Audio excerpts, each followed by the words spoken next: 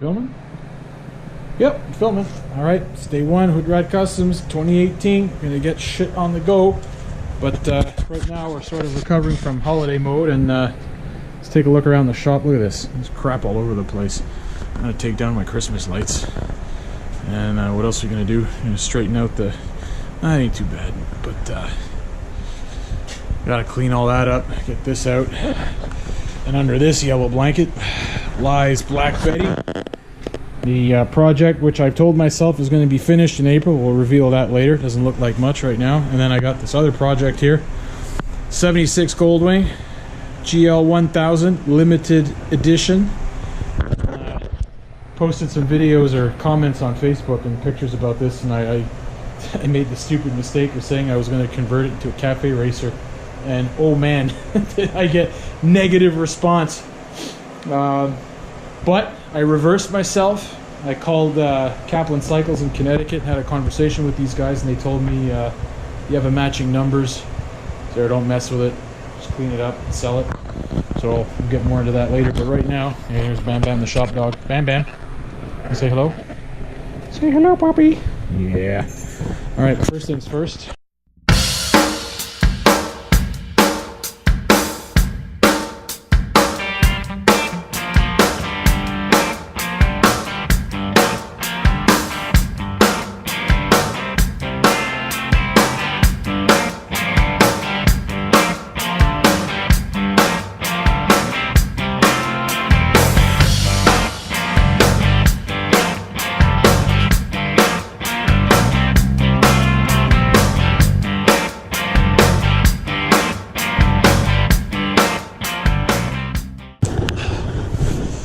Look at this. Oh, it's disgusting. Fuck, I hate having a dirty shop. Drives me nuts.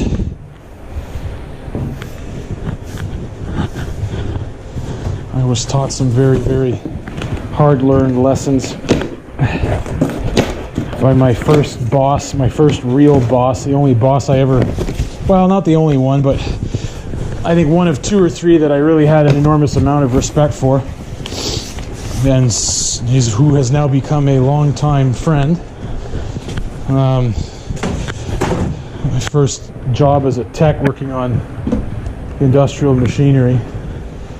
And one day I was new on the job. I got myself my traveling toolbox. I was all proud and working in the shop, refurbishing a used machine. And my boss Roberto comes up. I got my toolbox on the floor. And he's comes up and looks at it and says, "Ooh, that's a nice toolbox." He's like, "Is that your stuff?" I'm like, "Yep." He's like, "Oh, that's great." And he picks up my toolbox and he fucking dumps everything on the floor. Just turns it over and shakes everything out of it. He says, "Now pick it up." I'm like, "What the fuck?" And I've told this story to friends before, and I'll tell it to you now because you maybe haven't heard it. But he says to me, this guy's he was from Switzerland, so their whole attitude about trades is much different than they are here. They're very highly revered and respected. Here too, it's starting to change, but back when I was, 25 years ago, when I was a young fucking know-nothing punk,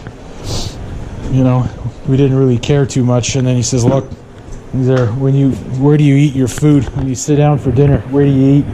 He says, "I eat at a table." He's like, "All right, fine. How do you put the food to your mouth?" I said, "Well, fork and knife." He's like, "Right. Is there a fork and knife or tools, are they not?" He's like, "Yeah. They're tools to put food in your mouth, right?" Like, "Yeah." He says, "Well, don't you think that tools that you use for your trade, the ones that help you do your job to get paid, to buy the groceries, to put the food on your table that you can put in your mouth, don't you think you should treat those things with the same amount of reverence and respect that you would a fork and knife?" He's like, "Would you eat off the floor?"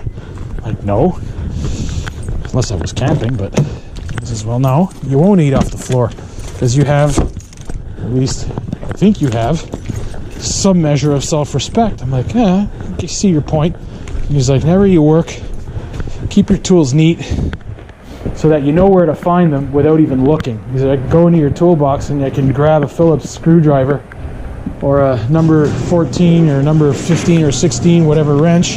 You don't even have to look because you know where it is. And then when you're done with them, put them right back. I was like, yeah, makes a lot of sense.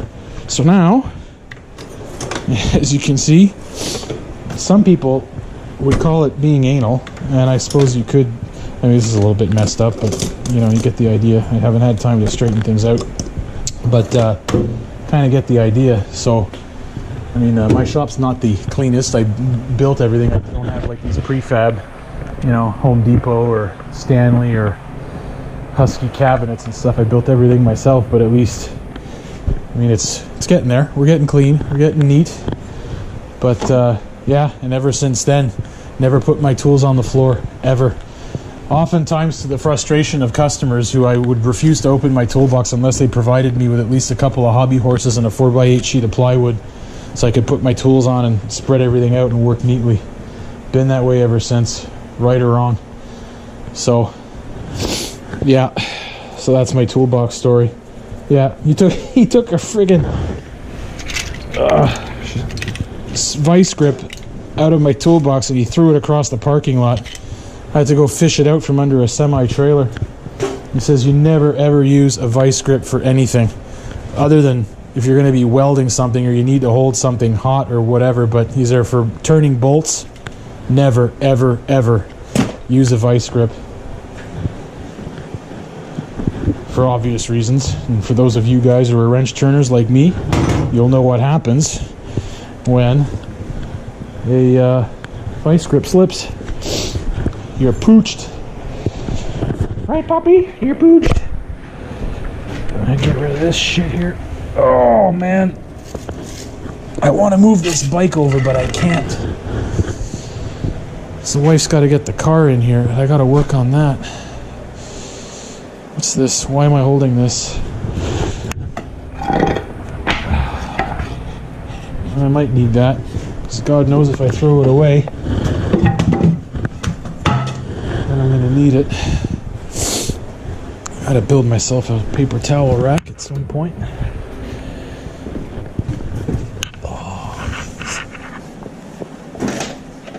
Oh, for God's sake, get in there.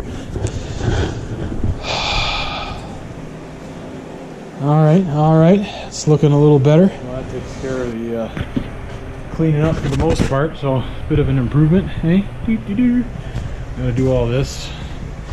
Yeah, there's my carburetors. Black Betty's carburetors. Look at that, huh? But I gotta change the color. Look at that, see? Shitty paint job. So I gotta fix all that up. Get that matched up with the red on there. So I guess what we're going to do is we're going to get that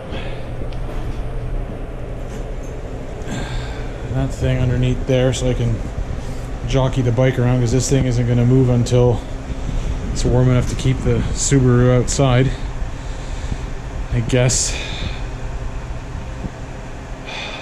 Yeah. Alright, let's get her done.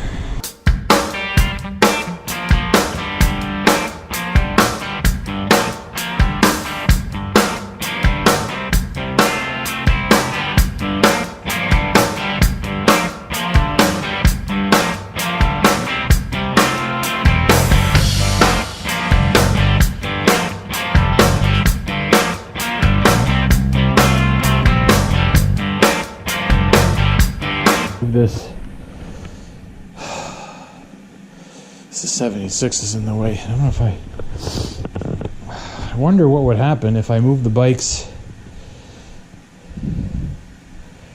if I moved them, you know what I mean, like that way.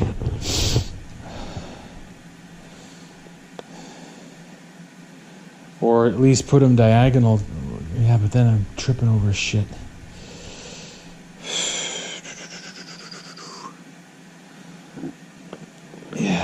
To do. How long is this thing? Oh.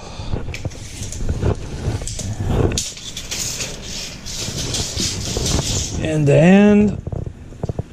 Oh, cripes. 8 feet. 8 feet. How's that gonna look?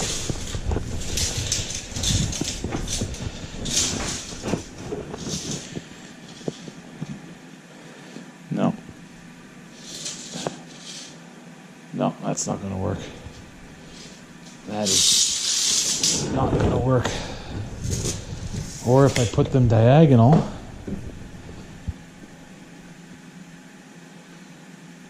But that thing, I can't move this thing. The wheels are seized. This bike has been sitting for 36 some odd years. It's all jammed up.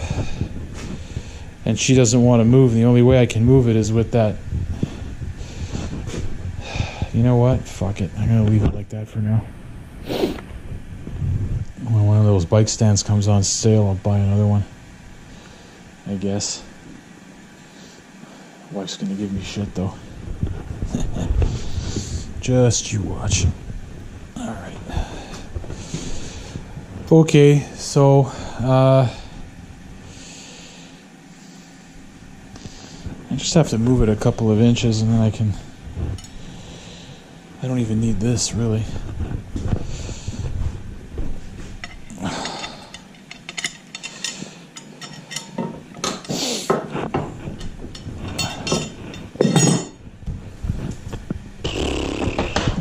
Loosen that off and then just waggle it forward a little bit.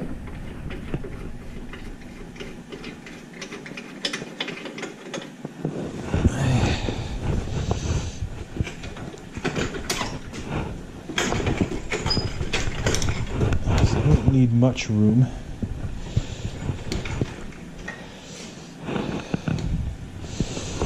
Just tighten that.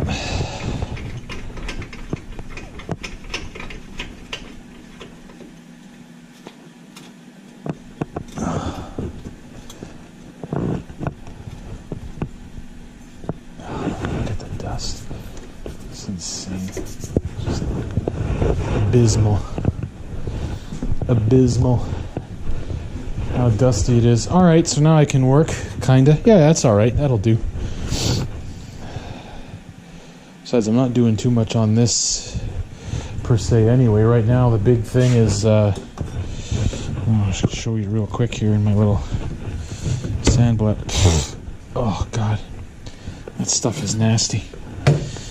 So I got to do the exhaust manifolds. I got this one almost done. Just a little bit of rust on the inside there that I got to get rid of. And right in there. The guy laid it down, and I'm not going to bother fixing this because I'm going to be wrapping it. So that's almost more or less. And that's going to get painted black anyway, so gives a shit. I got to do that one. The big nasty. So there's that. And I gotta get this thing sandblasted, my seat bracket. So that's the big project we're gonna be working on, I think maybe tomorrow here at HRC. We're gonna do we're gonna upholster the seat. My handmade, 100% in-house Hoodrat Customs, the first seat I ever made. It's not too bad for a first try, if I do say so myself. Alright, so that's it for now, I guess. The shop looks much better. I'm going to maybe do a little bit of tidying up this evening, clean up some tools.